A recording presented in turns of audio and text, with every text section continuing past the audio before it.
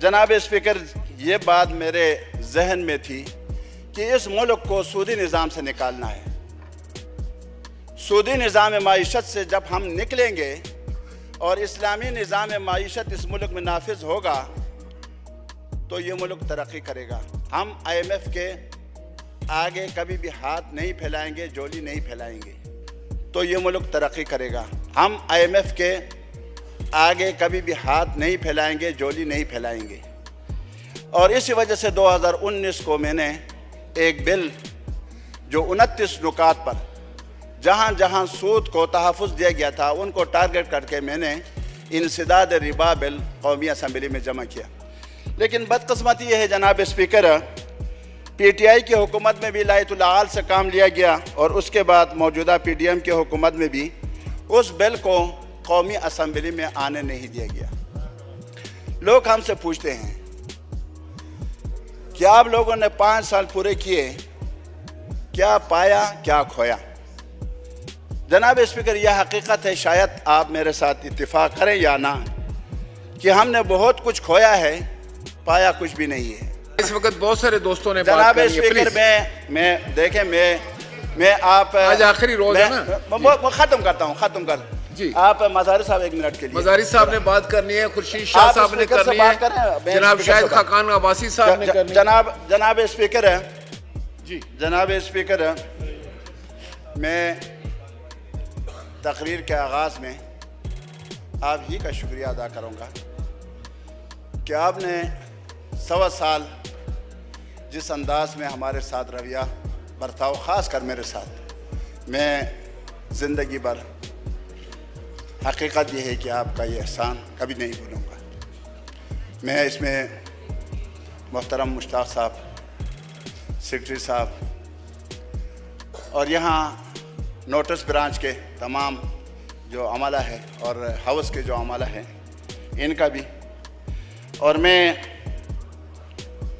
Protocol के उसमें भी जब हमारे मेहमान आते थे तो उनके साथ जो उन्होंने रवैया रखा, और लेजिस्लेशन में भी जितने भी हमारे दोस्त अहबाब थे, मैं उन सब का शुक्रिया अदा करता हूँ। इसके साथ साथ जनाब स्पीकर, मेरी ज़िंदगी का एक बुनियादी मकसद है जनाब स्पीकर, वो मकसद ये है, और ये जमात इस्लामी पाकिस्तान ने मुझे तरबियत दी है, कहीं और से मैंने तरबियत हासिल नहीं की। मैंने मदरसा भी पढ़ा है, 12 साल मैंने मदरसे में गुजारा है। उसके बाद सन 82 से लेकर अब तक मैं मदरसे ही का मुंतज़िम, मुहतमिम और नाजिम रहा हूँ।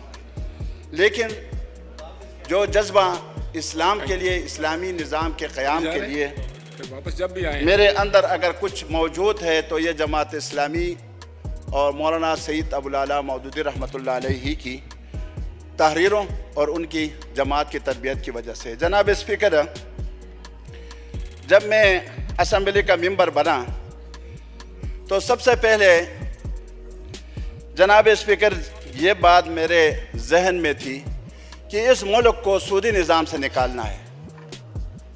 सूदी निज़ाम माईशत से जब हम निकलेंगे और इस्लामी निज़ाम माईशत इस मुल्क में नाफिज होगा तो ये मुल्क तरक्की करेगा। हम IMF के आगे कभी भी हाथ नहीं फैलाएंगे, झोली नहीं फैलाएंगे। और इसी वजह से 2019 को मैंने एक बिल जो 29 नुकात पर जहाँ जहाँ सूद को तहफ़्फ़ुज़ दिया गया था उनको टारगेट करके मैंने इंसदाद रिबा बिल कौमी असम्बली में जमा किया। लेकिन बदकिस्मती यह है जनाब स्पीकर, PTI की हुकूमत में भी लायतुल आल से काम लिया गया और उसके बाद मौजूदा PDM की हुकूमत में भी उस बिल को कौमी असम्बली में आने नहीं दिया गया। और ये एक बाकायदा मुनज़्ज़म मंसूबे के तहत हुआ। जनाब स्पीकर, मैंने हर तकरीर में सूद का जिक्र मैंने किया है, आप बार बार देख चुके हैं, सुन चुके हैं जनाब स्पीकर। लेकिन मैं इस बात पर अल्लाह का शुक्र अदा करता हूँ, मैं इस ऐवान का भी शुक्रिया अदा करता हूँ, आपका भी शुक्रिया अदा करता हूँ, अरकान कौमी असम्बली का इनका भी शुक्रिया मैं अदा करता हूँ।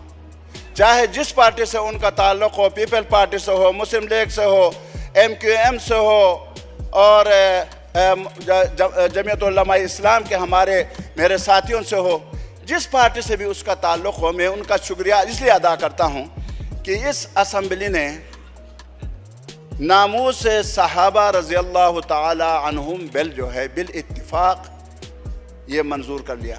उसके बाद सेनेट में गया, मैं सेनेट के चेयरमैन हाफिज़ अब्दुल मालिक साहब, सेनेटर मुश्ताक साहब और दीगर सेनेटरों का भी मैं चेयरमैन के साथ संजरानी साहब के साथ शुक्रिया अदा करता हूं कि उन्होंने इस बिल को वहां भी इत्तिफाक राय से मंजूर कर लिया। जनाब स्पीकर, लोग हमसे पूछते हैं कि आप लोगों ने 5 साल पूरे किए, क्या पाया क्या खोया? जनाब स्पीकर, यह हकीकत है, शायद आप मेरे साथ इत्तिफाक करें या ना, कि हमने बहुत कुछ खोया है, पाया कुछ भी नहीं है। ये बदकिस्मती है, चाहे वो तहरीक इंसाफ की हुकूमत में जो कुछ हुआ इस मुल्क के साथ हुआ, अवाम के साथ हुआ, मदीने की इस्लामी रियासत का नाम लेकर जो काम उस दौर में हुआ, शायद किसी दौर में ऐसा हुआ हो। और उसके बाद जनाब स्पीकर, उसी दौर में हमने स्टेट बैंक को आज़ादी के नाम पर हमने उसको खो दिया। जनाब मुझे थोड़ा सा मौका दे दें।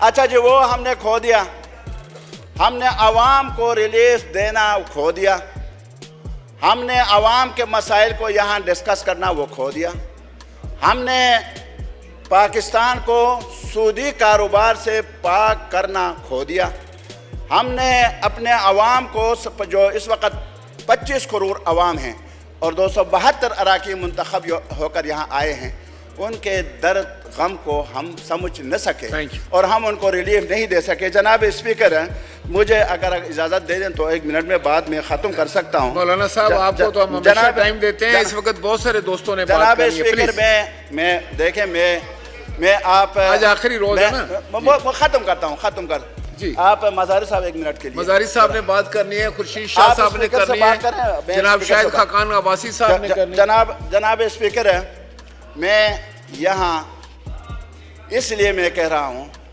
कि ये मुल्क जो है ये एक अजीम मुमलिकत है। जनाब स्पीकर, कायद आज़म मोहम्मद अली जिन्नाह ने बहुत मेहनत के बाद ये मुल्क हासिल किया।